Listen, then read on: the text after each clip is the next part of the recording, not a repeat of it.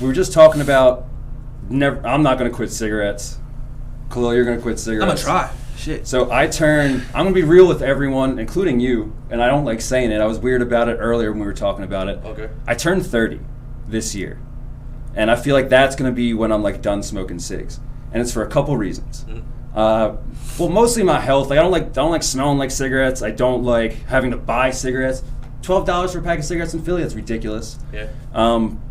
But it's mostly because I don't want to have meth mouth in my 30s. I like my original teeth, and I'd like to just have them as long as I can. Yeah. But it fucks with people's like throat and how they talk. Like on a day that I've had a lot of cigarettes, my voice just isn't the same. Yeah. Like when I talk at work or when I'm like on here talking to you fucking people, like it's difficult to hit the normal, like how I feel like I sound normally. Right. And I think ultimately that's why I'm going to stop, is because I don't want to lose my voice. Yeah. I don't want to sound like an 80-year-old grandma I'm carrying around, you know. Yeah, I already found myself like having trouble, you know, like hitting, like I'm an actor, so sometimes I want my voice to be higher or lower, and I find it hard to like really get my volume where I want it, just because my voice won't go so low and it won't go so high without it like scratching up a little bit. And I'm like, I know that's because of cigarettes. So that's like probably one of the main reasons why I want to quit. But again, like I said, there's a lot of health reasons too. People get cancer, you know, you get meth mouth, rotted teeth, yellow teeth, which I already have. Right, yeah, you have to work on stopping that. Yeah, I know my gums aren't that great. So at this point, I'm just trying to like slow down the damage I've already done. Especially to stay relevant. Not to be any worse than it already is. Right, to stay relevant acting, like you need to take care of some things on your own. Right. So ladies and gentlemen, this is Khalil Lewis, Philadelphia-based actor. Hello. Childhood friend of mine. I'm really glad to have him here to catch up. But Khalil, I want to know, and I want the people to know, because you are an artist, right, where that came from, like from childhood to now, like what pushed you to be an active artist, because I know you are trying to, well, you have been making short films. Yeah. So where did that all start to lead you to where you are now? So I started at Shawnee Elementary, which is right in Roxborough, and I was taking this like choir class that the school offered, but I was always like fucking around in the choir teacher's class. He was like, yo, you should like audition for one of my musicals. Like, you're a funny kid. I'm like, I'm not doing your fucking musical. I don't want to embarrass myself. Yeah, I'm not gonna be a fiddler on the roof. Yeah, I'm not doing that. That's one of my favorite fucking musicals. No bullshit. But I went out for it. And he was like, yo, you can hold a note. You can sing a little bit. Like, you should do the next show. So I did like 3 musicals there while I was there, and then he put me on to Kappa, the High School for Creative and Performing Arts. So I auditioned there. To my surprise, got in, and through my 4 years there, I just really got immersed in not only just theater, but like dance and visual art. So when you go to Kappa, don't you have to pick a creative major, which you audition for, and then you get in? Yeah. How'd you audition? What you mean, how? Well, what did you do? What was your audition process to get into Kappa? Because people don't just like sign up for Kappa with a mugshot. Right. So if I remember correctly, you just had to come with one monologue. Most professional places, they have you do one contemporary monologue and one older monologue, and they have to be different in some way. One can be like contemporary and funny, and they can do like a Shakespearean drama. Right. This is just high school, so you have to do one monologue of your choosing. I think you got about 60 to 90 seconds, and then you get a letter in the mail saying you got accepted or not. And it was really that simple. Word. So while I was at Kappa, I just really got immersed in the theater, as well as other arts. A lot of people from my high school went to like really big theater schools, and you know they're still doing shit. Like a lot of people are still very involved in their art. So after that, I wanted to go to Fordham University, because that's where Denzel Washington went to, and he is one of my favorite actors. So I'd already decided, I'm like, it's Fordham or nowhere. I'll try again later. I had a pretty good audition. Mm-hmm. I got the call back. Some weird shit happened in my callback where there was this one dude, a black guy too, and he was the only person of color on the panel of all the auditors. And he was like, okay, well, I'm still not convinced. And he was just like, let's try this. Your mother just died. And I was 18. Mm-hmm. And I didn't really have the emotional depth to go there in that moment, and it ended up being trash, to be honest. But I felt like my audition was good, my callback was good. Long story short, I didn't get in. I went to Monco, which was Montgomery County Community College. I studied theater there. But for a second, to harp back on your audition to Fordham. Yeah. Did you understand right away as an 18-year-old that I just don't have the depth yet to do this? Or was that something that you like struggled with for at least a minute to be like, well, shit, I feel like I captured that. I feel like that's the best I could have done, so why wasn't like that acceptable? Or did you right away be like, you know what? I haven't come close to feeling anything like that. That was difficult. I knew it immediately. And this is what I always say to people. I feel like good actors know when they didn't execute. Good actors know when they performed badly. And I felt like my initial audition was good, my callback was good, and then that little extra exercise he did at the end, that totally threw me. And afterwards, yeah, I knew. I was like, I didn't have the emotional depth to go where he was asking me to go. Mm-hmm. But since then, I've grown leaps and bounds. Like, I met some really good theater artists at Monco, one of whom is still my mentor to this day. Luckily, your mother's okay, so that you didn't learn. Right. You didn't learn that kind of. Right. Yeah. I mean, but it's less of a leap to get there now that you've aged a bit. Right. And since then I've like read books on acting. I've read Uta Hagen. I've read Meisner. I've read Stanislavski. Even though I feel like that shit is crazy, I've read it. And all these are methods of acting, and none of them are correct.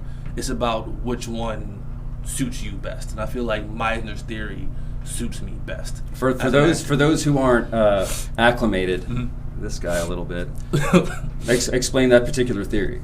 So Meisner's theory. Meisner was an acting teacher at I believe NYU Tisch, and he really stressed to his actors the importance of coming prepared, physically prepared, mentally prepared, emotionally prepared, so that when you walk into the room, you already have something to hold on to, something tangible that you can like go back to in your memory and access to then get your emotions out of the way. Because a lot of actors can act, right? A lot of actors can go up there and pretend. He doesn't want you to pretend. He wants you to get into the moment, go back to that memory that you have that connects to this moment in time, to this piece, to this player, whatever. And be there. And actually be there.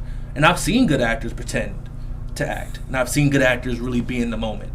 And that's what separates good actors from like really good actors. Right. So basically his whole theory is just coming prepared, having something to hold on to. He had this one exercise that he did a lot, which is he would have actors walk out of the room and then come into the door. And coming to the door was symbolic of like entering a new world, entering a new space, and being there. So he, like if an actor did a scene or a monologue, he would always have them at the end, okay, that was okay. He would give them notes, walk back out, start again. Right. I just feel like that method suits me best. Okay. Yeah, like you said, not every single method is correct. But like a lot of things, you play around with what they give you and what works for you use. Right. But what's always drove me nuts is people who dive like super deep into like method acting. Like sometimes it works out really well. Right. Like you can point out like Christian Bale or Jared Leto, you can argue like are really good method actors. And I would say that's like Stanislavski shit. That's the method they're working off of. Where they're just ready, like they're living their life every day so that they are prepared. Right. For when they need to be in that scene. Like Daniel Day-Lewis, he's another one. He goes hard. True. He goes real hard. There Will Be Blood is ridiculous. I heard he retired from acting too, which I feel like is like Arnold Schwarzenegger, like just being like, big enough. He is. Daniel Day-Lewis he's done everything there is to do. He had nothing to prove. Yeah, even in Gangs of New York. Oh yeah, him and very young Leo. Well, yeah, in every movie he's in, like you don't know that it's him. Yeah. Like, you obviously know because of the banner says Daniel Day-Lewis, but like Daniel Day-Lewis has been someone else for like a year by the time you see this movie. He really transforms. My favorite, obviously, is Heath Ledger in terms of method acting. Not that he did it every time, because I don't think you can method act for 10 Things I Hate About You, which probably my third favorite Heath Ledger movie, besides Brokeback Mountain. So we can't forget about Brokeback Mountain. You can never forget about Brokeback Mountain. He did his Mountain. thing. See, I'm glad you circled it in there. You know me enough to bring it up. But he did do his thing in Brokeback Mountain. So I would argue that in Brokeback Mountain, he did a better job than Jake Gyllenhaal. I also don't think Jake Gyllenhaal is even attractive in that movie. But, you know, for Heath Ledger to play like just some mountain-dwelling guy who's just like waiting on what he was told his life was going to be, like he did really well. Yeah. But no, The Dark Knight, him playing the Joker, like that, it did change me, because seeing that in a movie, like immediately I was like, as someone who desperately wants to be someone who's not me, knowing that Heath Ledger decided to not be himself and became the Joker, I was like, there's really a career out there where you can not be yourself, which is a comfort zone, and make other people happy. Like, I prefer laughs than drama. But that's the joy of this specific art craft, is that, you know, 'cause everybody as kids, we all play pretend, right? We all have imaginations, and, you know, artists, like, you know, actors, we just carry that into our adulthood. We just don't give it up. We just choose that we're going to actually pursue this, you know, recreationally or professionally, because we like it that much. Right. You know what I mean? So that's one of the reasons why I became an actor, I guess. So I feel like we got right up into you going to Monco, which is your college years. Right. So what other acting endeavors or artistic endeavors pushed you through there? After that, so from Monco, I got my first professional job at Theater Horizon, doing like set and light design with a phenomenal actress named Kathy Wilson for a play called Zora. It was about Zora Neale Hurston, the writer. And then after that, my boy Colin got me another job at Snow Camp Outdoor Theater. I think it closed down now because of COVID, but it had like a 42-year run, and I was a part of their 40th season.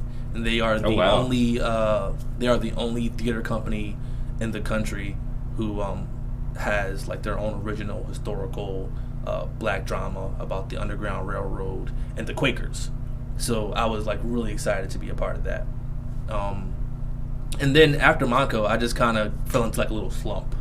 And I feel like now in the last 3 years, I've done about 4 films, and I'm kind of just getting back into it. It's a nice turnover rate. Oh yeah, I feel like I'm right back where I left off, and I'm making more strides to get to where I want to be. Yeah. Well, things are obviously a bit harder now, because like just to get that many people in one spot, you know, is disastrous. You know, I know other people that are in the friend of mine that I'm actually talking to tonight just made a short film. Okay. And it's a pain. It's a pain, especially with how COVID is now, and how frequently people actually rent out space to people trying to film. It's not easy. So it actually doubles the amount of work you have to do to even get a gig to be in front of a camera. There's a lot to go into it right now during COVID, because you got to protect everybody. Mm-hmm. And I was telling you earlier, I feel like a lot of people are putting out films right now where they can film and make their art safely. So they're doing it with like minimal cast, minimal set, a lot of outdoor spaces. Like the film I just did, it was totally outdoor. And I feel like that's really the only way that you can do it safely, unless you're like in Hollywood, like big budget and and they actually pay for the space and everything. Right. But like, you were telling me when you first got here that the most recent film you did was more of a apocalyptic vibe. I'm not going to give too much away, because I feel like the only person who could explain that between us would be you. Right. But yeah, a couple of years ago when Walking Dead came out, there was this big boom of like literally 3 people in the woods, and you could actually get a lot of drama off of that. Yeah. You know, but back then there was so many people doing it that not a lot of them, the scripts got picked up. Right. Not a lot of the actors involved like thought that was something to pursue anymore. But that kind of, you know, drama, you know, just with what is available now in terms of resources, that might come booming again. Like that movie Bird Box that Netflix did. That was I didn't see that yet. There was 10 people total in that whole movie. Oh wow. In terms of people that like had like screen time and like talked. Yeah. But it's just, you know, you're running through the woods, there's something you're running from, and, you know. It was pretty popular when it dropped. I still got to watch it. It's still on like my Netflix list of things to watch. They pump out so much shit. Listen, it's definitely worth watching because, you know, pop culture made it a thing. Right. To where, like, that year, that was a movie that came out. There was memes made about it, so I feel like you have to. Right. You have to make yourself familiar with it. But, yeah, I mean, it's an hour and a half that you'll not wish you didn't spend. I don't know. Fair enough. They put out so many movies, it's hard to be like, all right, this is dope. They put good actors in it, which is always good. All right, you see Sandra Bullock, you're like, all right, this is obviously like worth watching because she made time for it. Right. But Netflix and Amazon Prime, and they're just making so much shit. I feel like they're just keeping actors that like, not that they can't act anymore, because if you get as big as someone like Sandra Bullock, you put in the time, like you could be not acting for 3 to 5 years and just come out and still be really good at it. But I feel like it's keeping a lot of actors in work, you know, that they had their heyday. There's a lot of other people trying to come up. Right. There's a lot of new actors right now. Right. A lot of new, fresh actors doing their thing right now, which I love to see. I was talking to Keith Stanfield the other day. Oof. That's a bad motherfucker right there. Yeah, absolutely. Bad motherfucker right there. Yeah, I was. His most recent movie is Judah and the Black Messiah, right? I saw it. So I haven't been able to see it yet. I have a friend who has a YouTube channel with reviews, and he reviewed it immediately. Like, wasted no time. Yeah. But I also saw there was interviews where he needed therapy after that movie. Yeah, I heard he was saying that he thought it was really hard. So without spoiling too much, Judas and the Black Messiah is about black civil rights leader, Black Panther leader, Fred Hampton, who was assassinated at the age of like 21 or 22. And Lakeith Stanfield's character is pretty much a plant by the government to go in and infiltrate the Black Panther movement and pretty much bring them down. And as the movie progresses, he realizes what he's really into, and he feels some kind of pains about his decision to do that. But what I like about that movie, or what I took away from it most, is it really exposed what the FBI and the government has done to black leaders throughout the entire civil rights movement, even till now. Sending plans to infiltrate. They did it to Malcolm X. They did it to Martin Luther King. Any great black leader you could think of who was trying to do, or make some progress. Who had a following. They wanted to not only just lock them up, because they realized that, people can still mobilize from in prison. They wanted to kill these dudes. Yeah. And I hope this isn't a spoiler, because I knew this beforehand. I think everybody should know that they killed Fred Hampton in his own home. Yeah. So if you look up the history, it's a historically placed movie. Like, if you go to see it, it's because like you did at least like 30 seconds of research. I don't think him dying is spoiling the movie. Right. I hope not. Right. But it is weird that just harping on him needing a little bit of therapy afterwards, because that concept as a movie itself should get attention to be like, oh shit, is that possible? Like, is it worth seeing? Like, is it that far-fetched? Well, based on real shit. Yeah. It's not just something someone made up and people are asking like, wow, what our government really did. Really happened. Government really did it. Really happened. Made a movie about it because guess what? The script was already written. Right. They just got to put actors to it and put, portray it on camera. And Lakeith Stanfield's character, back to your point, that was a real person. He was really a part of the assassination of Fred Hampton. And that is what Lakeith Stanfield, as a black man, someone who's been pretty vocal about his stance on the civil rights movement and what we're doing now, that was really hard for him to play a guy who goes against all his values. But he also understands that that's the part of being an actor, and that these are his words but I also agree with. You have to humanize that guy. You have to make people understand why he did what he did, and just so that people understand, so that people can sympathize, or at least just understand what was going on in the life of this guy, and in the life of the Black Panther movement, and in the life of Fred Hampton. So I think he really brought a lot of justice to the movie, and I think he really brought a lot of meaning to the movie, and I think he did Fred Hampton well, and he did the movie well. Well, yeah, obviously if it bothered him to the point where he was so indulged in it that he needed to make sense of it outside of the script. Yeah, he was where he needed to be. I think he was right where, as an actor, I think he was right in that zone that he needed to be in to really make it authentic. Yeah. Well, there's another side to all of it too. If you talk about black film, you kind of have to talk about Quentin Tarantino briefly. You know what I mean? The way he's adapted the kung fu culture, and he doesn't exit a movie without using the N-word, mostly gratuitously. Oh, he loves saying it. Right. He loves it. And Samuel L. Jackson has backed him up to say that in the context of the movie, the word makes sense. Which, sure. Right. Like, if those were actual events and that's how it went down, sure, but him writing a script, basically using that word as he pleases, and just using the culture of, you know, kung fu and just like street grit gang shit. You know, it's kind of, where does he place on like on black film's radar? Because he's not the only, you know, white person doing black things on film. Like Louis C.K. Wrote Pootie Tang. Yeah, great movie. But that's what I mean. But some people will get weird thinking like, oh, so Louis C.K., white older comedian, sat by himself and wrote a black movie. Yeah. People get uncomfortable about that. He had a little sexual assault case too. He did, but he's like actually pulled his dick out or something. So I wasn't there. I'm not going to stick up for someone I don't know personally. I'm just saying what I heard. But he's back. He's back doing stand up. He actually goes and does stand up now. People pay to see him. But that's, you know, that's his legality thing. Get it how you live. Right. Yeah. No, exactly. But I think it's funny as shit that he wrote fucking Pootie Tang. Yeah. And that, what's a good ass movie? But that's, to my point, is he made a good movie. Right. No matter what the type of movie it was, like, it was enjoyable to watch.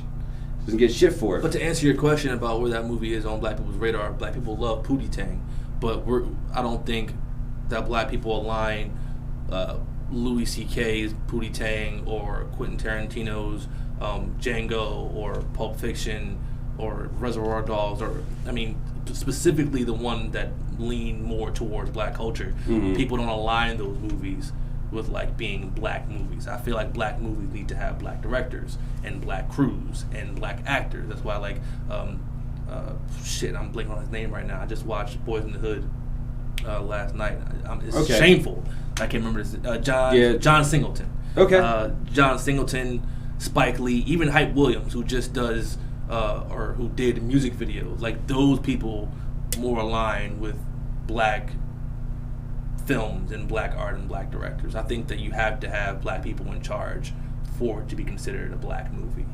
Right, because technically that's how it would, you know, even enter the radar of black culture too. Because like, how else do you create something with black culture if the creator isn't black? It doesn't come from black culture. Right, exactly. And that's a problem that this country's had for a long time, and not even just with movies. Yeah, with literature. Poems, essays, speeches. A lot of times, and women for a long time in this country have had the same problem. It's that white men are telling the stories of women and people of color, so we can't expect it to be accurate because they don't really know. They can only go so far. They can read the words, they can hear the story. And that's not even to say that, you know, white people or white men shouldn't make movies about because like we just said, Louis C.K. killed it with Pootie Tang. He killed it. Right. Killed it. That's not even what I'm saying. But I don't. That has been a problem of having white men literally speak for, you know, different cultures and different groups of people, because it's just not going to be accurate. Yeah. So I'm not against it per se, but I do favor people telling their own stories. I think you get the most authentic experience when that happens. Yeah. I feel like there's a lot of people who jump on shit immediately and just mark it down as like you're ripping off someone else's culture. Like, they remember what they did with Eminem. Shame what they did to Eminem, man. Well, in my head, immediately is like, all right, yeah, Eminem raps, and like all the rappers I've been accustomed to up until that point with black, but it's like I've never heard a black rapper rap about raping his mom. Right. I don't think Eminem's trying to take anybody's culture but his own. Right. It's just the style of music happens to be to a beat. Like, right. I do think hip hop culture is innately black, but I don't think that excludes other people from doing it. I just think when that happens, there has to be a recognition that you are taking part of something that really doesn't belong to you. Mm-hmm. And I feel like Eminem has never denied that. I don't think he's worked with Dr. Dre. I mean, all the people on his label have been black. He's very conscious of his whiteness, which I think black people appreciate. If he wasn't that type of man, I don't think he would have gotten as far in hip-hop as he did. If he was disingenuous about his own actual culture, then it would have been a different story. And also, he grew up around a lot of black people. Like, it is what it is. He didn't come from Malibu. Yeah, right. Yeah, like he's being his authentic self, and I think that you just can't hate on that. And a lot of people didn't. Some people did, but yeah. I don't know. That's like the biggest crime to me is just like trying to tell people like as soon as it's close to something that, and I feel like white people stir it up the most is because like, all right, the second Eminem raps, it's like, whoa, that's not a white thing, don't do that. Yeah. Like, Louis C.K. puts out Pootie Tang, it's like, Louis, what are you doing, Louis? That's like, you made a black movie. Right. White people make white movies. Like, I didn't even know he did that movie until like 8 years ago. Yeah, well, because it's not, I don't had know. no idea a white guy. I've seen it, I saw it a couple times before I found out that he was the one who did it, because I saw Pootie Tang before I even know who Louis C.K. was. Exactly. Like, he was a writer for The Simpsons for a bit, and I even found out that later. Same thing with Conan O'Brien. Yeah. You know, you find out shit later, but Pootie Tang preceded Louis C.K. being relevant to me. Right. You know? And, you know, while we touch on art this whole fucking time, you know, it's nice to see that he's been in trouble for making bad jokes, and that's what he said pulling his dick out was like he was comfortable enough to make that horrible joke. But in being in cancel culture and consequence culture right now, it's nice to see that a comedian can make a joke deemed like fucked up and still be able to come back. Because I think, you know, if you understand what the art is, you understand that it was an attempt. It might not have been an actual thought he had, but like he tried to tell a joke and it ended up really bad. I don't like cancel culture. I do like accountability culture. Because I feel like cancel culture doesn't give people the chance to right their wrongs. So that's like consequence, because like you have to stand in front of what you did. Right. People have to be held accountable for their actions. And in some instances, they have to deal with the consequences of their actions or their words or whatever. But I don't believe in cancel culture because it doesn't give people the opportunity to learn and to grow and to change. So, I don't know. I just feel like cancel culture, it's too much. We need to give people more of a chance to like really learn and grow from their mistakes. Yeah. And be better people. So like I much prefer accountability culture than cancel culture. Well, now that's how criminal justice should have been. You know, it's just like we'll give you a chance like to let us know to understand the full context of what happened. If you understand that what you did was bad because it was malicious in your intent, we have to address that. But like you can't just cancel someone because you didn't like what they did. But if someone did something wrong and they're not being accountable for it, that person shouldn't be in the spotlight anyway. Like, that person's a bad person. And bad people don't usually, they don't deserve that kind of shit. Like when Louis C.K., when people thought that he just started beating his dick in front of some girl. Just hearing that, it's like, all right, you're fucking gone. Everyone canceled his fucking show. Like, what happens a year later? People hear his story. People actually hear what the other person had to say. He's coming back into the rotation now. But like, he was accountable for what he did. Like, he's like, I whipped out my dick in front of another person. I didn't ask them if I could. Which is really fucked up. Don't do that. Get consent first. Ma'am, can I show you my penis? You can pretend you didn't hear no, but when she screams, you put it away. Don't go doing that. Mom, I'm sorry. That wasn't... I forget sometimes that I have kids who watch this shit. They don't watch this. They've never watched it because I set parental levels, and they can't say that they're 18 on YouTube because that's not a thing. But I'll say shit like that and be like, fuck, this is the real suffering for my art, is that there's going to be a point in time when my kids are like, wow, that guy told me what to do. And I just listened, and now he's just up here telling, dick jokes, telling people to take their dicks out of people. Hopefully when they get older, they understand what you're trying to do. Well, do you ever come across that dilemma where you accept an art project where you're like, here's who I have to be for my role, and you're just like, I'm cool with being this person, but like maybe when it hits a screen somewhere, I might feel a certain way about how it's, I'm portraying this shit. No, that's the art, that's the job. And my own method as an actor, the first thing that I have to do is fall in love with this character. So I've agreed to play this role, I signed up for this film or with this company or whatever. So in order to play this character, I have to fall in love with this character and be immersed in this character and understand why they do the things they do, why they say the things that they say, and humanize them, whether they're bad or good, because that's what makes a good film. Right. So I feel like that's my first job. So, I mean, I don't think I've ever played any characters that I really fucking hated, but I could.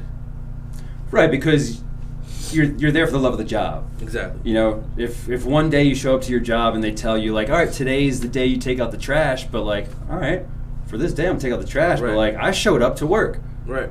I'm gonna beat the shit out of this trash. And there are some actors who like Willem Dafoe's a great example. He just gets typecast as playing the villain. Yeah. But he's accepted that. People like him playing the bad guy. He's very good at it. Well, he's played multiple bad guys to where you don't even know that like it's the bad, like in Boondock Saints.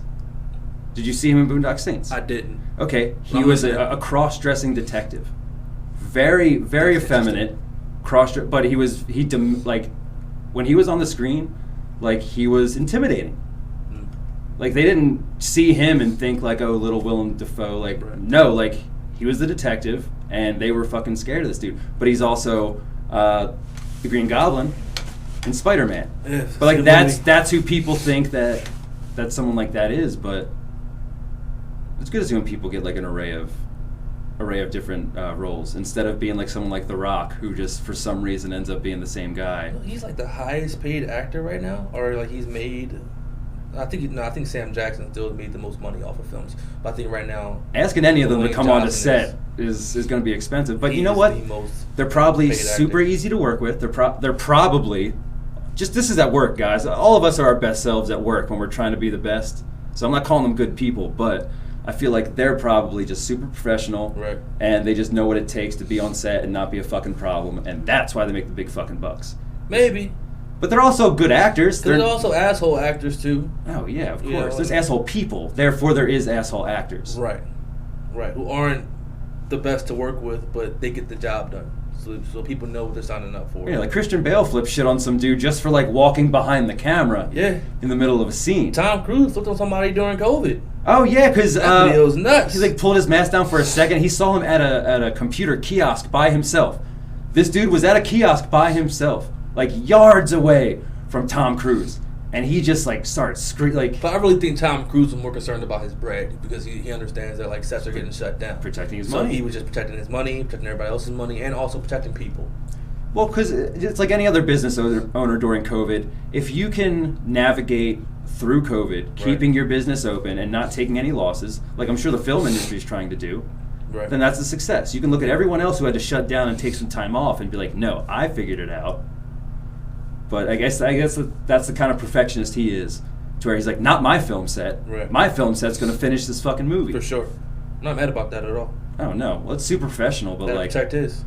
Just imagine like super little Tom Cruise just like... reaming somebody out. Yeah, it's like you got to take that dude seriously because you can't afford to hit him. Right, and that's Tom Cruise. He'll spend millions of dollars to sue you just because you're being an asshole. Like it's nothing to him probably, but yeah, it's Tom Cruise. Especially if you're in the film industry, you got to respect him and be like, yes, Mr. Cruise. Like I guess whatever he say goes. Yeah, I mean, it's his set, it's his movie. Dude, gotta cooperate. Speaking of movies, what do you got going on next? So next, I don't know. I'm hoping to shoot my own film that I'm writing right now, but I guess 2018, I shot a movie with a good friend of mine, Khalil who's also living in the area right now. Really talented actor, called Eugene vs. Humanity. Eugene vs. Humanity? Eugene vs. Humanity is directed by Michael David Charles Hicks, who's an amazing director. You can watch it on Amazon Prime right now. And we're hoping to get some money to do a feature film. We're just waiting on, the donors or whatever and all the money to come in. I shot a film during COVID that we tried to do as safely as possible called Willingness in the Black Suit, directed by and written by Elisov Addison, who's a graduate of Temple Film School. And the most recent film I did that I'm really proud of, because I just think it came out like super dope, is called The Plea, also directed by Michael David Charles Hicks, and it's starring myself, Colin O'Gorman, and my partner Charlotte Harris. And so I've been really busy. Dude, it seems like it. I've asked any other actor what you got going on. They're like, oh, in a couple months there might be this thing, but you're like, no, there's a couple things happening right now. Right. Like, and ever since we got that Eugene vs. Humanity on Amazon Prime, the goal now is to get every movie we do to get on a streaming platform. Like, you want to shoot higher, you don't want to shoot lower. So we've been banging out really good films. Hopefully The Plea will be out by the summertime. Willingness in a Black Suit, I heard that's being edited right now. So hopefully, man, that something good comes out of these films. And my boy Khalil, he's a really talented dude. I've known him for a really long time, and we just really bring the best out of each other. Like, we know each other well. We worked on stage a shit ton, and now you have the chemistry from time. We have that chemistry where we just really flow off each other like that. So I just told him, I think, we keep doing the films, we'll just get more and more good product, and something good to happen. My personal goal, I'm at Temple right now. I'm an English major. I should be done in about a year. But after that, I was talking to my mentor, and he was talking about a grad program. So I'm hoping to do my MFA in acting at Tisch or Yale or Emerson, somewhere like really, really respectable. Yeah. So I can come out and just get teaching jobs, or just go back to banging out films and just meet people and networking. Like, school's a lot of money. I'm hoping I don't have to pay for grad school. Right. My mentor was telling me that if I audition well and my grades are good out of Temple, that I probably won't have to. He straight up told me, they want you to pay, don't go. Mm-hmm. Period. Because he went for free. He knew a lot of other actors who go to grad school for free, or at least for really cheap. Yeah. So that's my plan, man. I'll let you know what happens in a year, because I hope to be auditioning for grad programs this time next year, or like the end of spring 2022. Yeah. I hope to be auditioning for fall 2022 at Dude, some program. I'm going to be looking out for it, man. I mean, I enjoyed catching up now, but like knowing that your trajectory is staying consistent, staying busy, man. Yeah. It's going to be a fun future for you, and I'm glad we get to look at it. And I'm Yeah, glad. I fucking hope so. Khalil Lewis, everyone. I hope you catch the fuck up with him. You want to give him your Instagram? You can follow me, Khalil Matic, KHALIL I'm not really doing too much on Instagram. I'm pretty low key, but if you wanna follow me, go for it. Thank y'all for watching. Thank y'all for listening. You can say you were there from the beginning. All right, everyone, go fuck yourself.